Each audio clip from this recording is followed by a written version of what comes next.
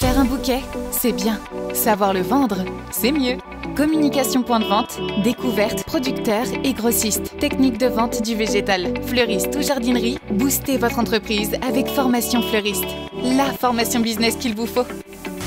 Eh oui, coucou, je suis là au milieu des Lisianthus. On continue notre découverte de la filière horticole ici aux Pays-Bas. Nous sommes chez un producteur de Lisianthus. Nous sommes chez Franck et Corinne qui cultivent du Lisianthus depuis près de 30 ans ici sur 4 hectares. Alors ce sont les spécialistes du Lisianthus haut de gamme quand même ici aux Pays-Bas.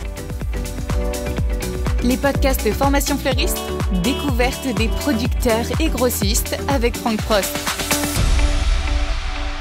Le Lisianthus, vous connaissez, ce sont ces fleurs, on va dire, qui se conservent très longtemps. Ce sont des fleurs qui sont originaires de l'Amérique centrale, l'Amérique plutôt sud, le Mexique. Ce sont des fleurs qui se conservent très bien, mais qui à la base étaient originaires de ces prairies américaines. Ensuite, les Japonais les ont repris, ont effectué des croisements qui aujourd'hui sont distribués ici et produits en Hollande. Alors comment ça se passe? Les semis sont effectués, il y a à peu près 3 mois de pousse entre le semis et le plantule. Ici, les collaborateurs de Franck et Corinne plantent ces plantules directement sur ces plates-bandes, on va dire ici, et 2 mois après, le Lisianthus est fleuri et prêt à cueillir.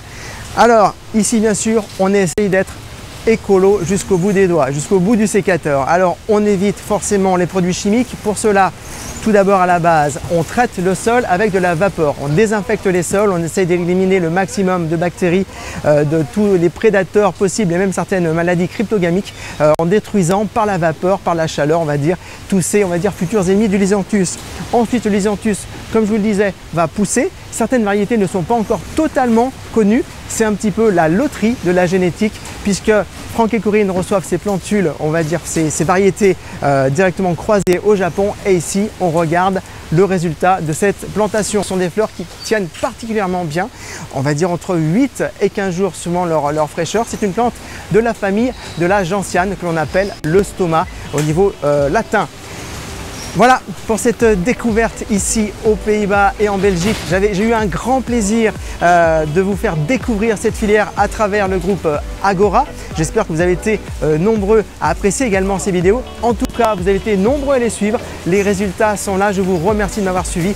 J'espère vous retrouver très bientôt en France pour d'autres aventures florales. À très bientôt. Ciao!